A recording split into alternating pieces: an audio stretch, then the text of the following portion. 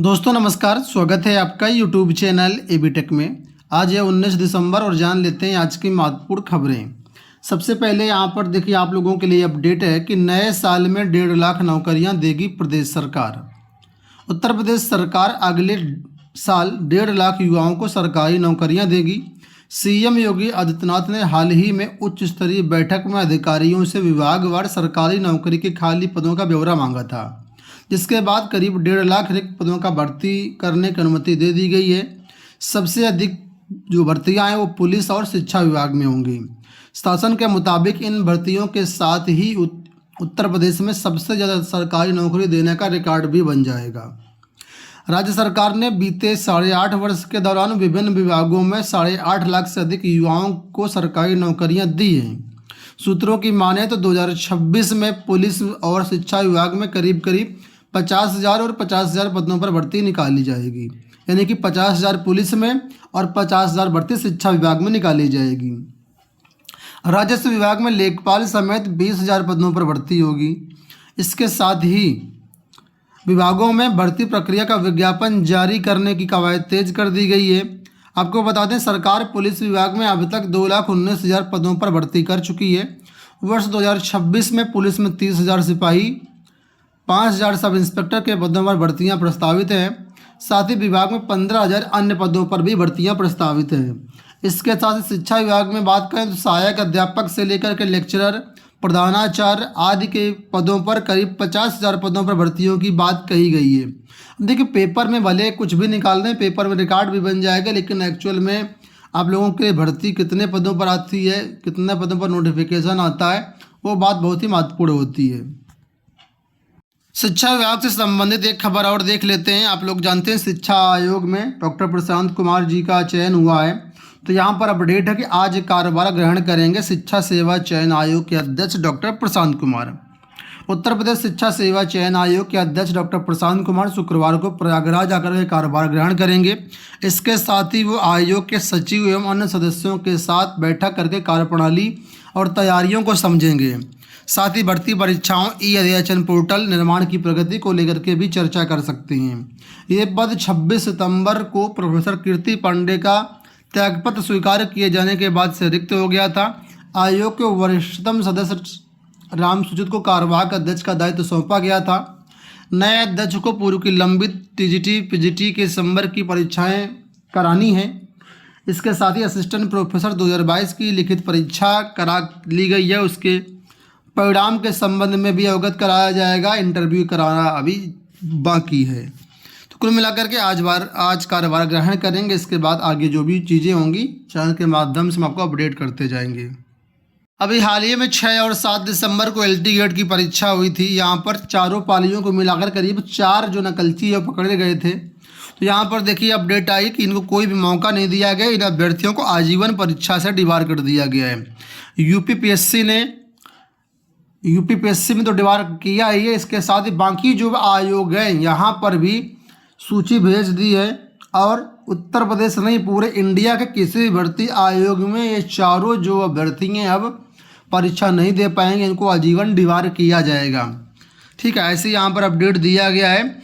संघ लोक सेवा आयोग हो या अन्य राज्यों को भी जो है ये सूची भेजी गई है, उनको डिबार किया जाने की तैयारी है। तो कुल मिलाकर कोई भी ऐसा काम ना करें जिससे आपका भविष्य खराब हो। यहाँ देखिए एक अपडेट है कि बेसिक शिक्षा में भर्ती का पता नहीं, डीएलएड से छात्रों का मोह घटा। आप लोग जानते हैं कि उत्तर प्रदेश में प्राथमिक शिक्षक भर्ती का विज्ञापन कब से जारी नहीं किया गया है, और यही कारण है कि छात्र अब डीएलएड नहीं करना चाहते हैं। लाखों ऐसे छात्र हैं जो डीएलएड किए हुए हैं, टेट पास हैं, सीटेट पास है, लेकिन कोई भर्ती ही नहीं आ रही है। पिछली भर्ती आप लोग जानते हैं 2019 में आई थी, तब से कोई भी भर्ती नहीं आई। हालांकि सरकार ने सुप्रीम कोर्ट में भी हलफनामा दिया कि 52,000 पद हमारे यहाँ खाली हैं, लेकिन उसके बाद हर साल एडमिशन भी बढ़ रहे हैं, कोई भी नई भर्ती नहीं आ रही है। उत्तर प्रदेश के शिक्षा मंत्री संदीप सिंह जी कहते हैं कि हमारे यहाँ छात्र और शिक्षक का अनुपात समानुपात बराबर है, इस वजह से कोई नई भर्ती प्रस्तावित नहीं है। तो यही कारण है कि पीएनपी की तरफ से डीएलएड 2025 के लिए ऑनलाइन आवेदन मंगाए गए थे, जिसमें करीब 2,40,000 सीटें हैं और इसमें करीब 1,38,000 ही आवेदन आ पाए हैं। तो 1 लाख से ज़्यादा यहाँ पर इस तरीके से सीटें खाली जाने की पूरा अनुमान है। तो जाहिर सी बात है, जब नौकरी नहीं है तो कोई डीएलएड करके क्या करेगा। अगली अपडेट है लेखपाल भर्ती को लेकर के। आप लोग जानते हैं अभी लेखपाल भर्ती का विज्ञापन जारी किया गया, लेकिन यहाँ पर जो पदों का विवरण जारी किया गया उसको लेकर के छात्र संतुष्ट नहीं है।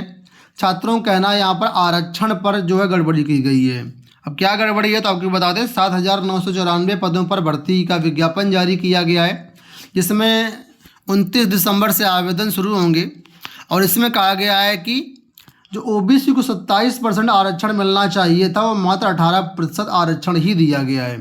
ओबीसी वर्ग को 2,158 सीटें होनी चाहिए थी, लेकिन आयोग द्वारा मात्र 1,441 पद ही दिया गया, जो नियमानुसार कम है। इसी प्रकार एससी को 21% आरक्षण का प्रावधान किया गया है, लेकिन इस विज्ञापन में मात्र 18% ही सीटें दी गई हैं। वहीं पर ईडब्ल्यूएस को 10% आरक्षण दिए जाने का प्रावधान है, लेकिन विज्ञापन में ईडब्ल्यूएस को 12.18% आरक्षित सीटें दी गई हैं।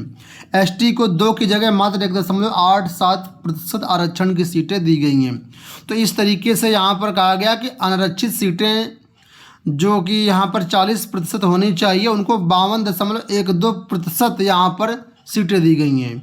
अब अनारक्षित 40% इस तरीके से कहा गया कि 50% रिजर्वेशन होता है, उसमें से 10% जो है ईडब्ल्यूएस चला जाता है, तो कुल मिलाकर के रिजर्व कैटेगरी की सीटें हो जाती हैं 60%। तो इस तरीके से यहाँ पर जो है 40% अनारक्षित सीटें होनी चाहिए, लेकिन ये सीटें ज़्यादा दी गई हैं। तो ये छात्र इसका विरोध कर रहे हैं और सीटों को सही करके विज्ञापन दोबारा जारी करने की मांग कर रहे हैं। इसके साथ ही यहाँ पर देखिए अपडेट है कि भर्तियों में पीईटी के कट ऑफ जारी न होने से असमंजस में अभ्यर्थी। लेखपाल, ग्राम पंचायत अधिकारी, जूनियर सहायक सहित अन्य कई भर्तियों में शामिल होने के लिए पेट में अभ्यर्थी आवेदन तो कर सकते, लेकिन परीक्षा से कुछ पहले कट ऑफ जारी किए जाने पर कम अंक वाले अभ्यर्थी परीक्षा में सम्मिलित नहीं हो पाएंगे। ऐसे में छात्रों ने मांग की कि कट ऑफ जारी कर दिया जाए कि इस कट ऑफ वाले अभ्यर्थी इस परीक्षा में बैठेंगे, ठीक है, तो उनकी पहले से पूरी तैयारी हो सके। ऑन टाइम पर उनको जो है, कई बार छात्र तैयारी करते हैं और कट ऑफ में नाम ही नहीं आता है, तो फिर छात्रों की तैयारी बाधित होती है। तो ऐसे में कहा गया कि कट ऑफ डिक्लेयर कर दे पहले कि कितना कट ऑफ किस भर्ती के लिए मान्य होगा। यहाँ देखिए अपडेट है कि पीसीएस मेंस के वस्तुनिष्ठ आधारित प्रश्न पत्र की उत्तर कुंजी पर आयोग मौन। संशोधित उत्तर कुंजी श्रेणीवार कट ऑफ जारी करने समेत विभिन्न मांगों को लेकर के आंदोलनरत प्रतियोगी और लोक सेवा आयोग के बीच गतिरोध बढ़ता जा रहा है। ज़्यादातर मांगों पर आयोग ने स्पष्ट कर दिया कि उन्हें माना जाना संभव नहीं है। वहीं प्रतियोगी भी अपनी मांगों पर अड़े हुए हैं और आंदोलन के लिए लामबंद हो रहे हैं। उनकी ओर से बृहस्पतिवार को सभाओं के माध्यम से समर्थन जुटाया गया। तो अभी इस मामले को लेकर के कोई भी जो है उत्तर आयोग नहीं दे रहा है। अंत में सीजीएल रिजल्ट को लेकर के अपडेट है। कल सीजीएल टीयर फर्स्ट का जो रिजल्ट है वो जारी कर दिया गया। जो भी अभ्यर्थी हैं यहाँ पर अपना रिजल्ट देख सकते हैं। करीब 1,40,000 अभ्यर्थी टीयर 2 के लिए क्वालिफाई हुए हैं। दोस्तों ये हो गई आज की सारी सूचनाएं। इस वीडियो में इतना ही। धन्यवाद।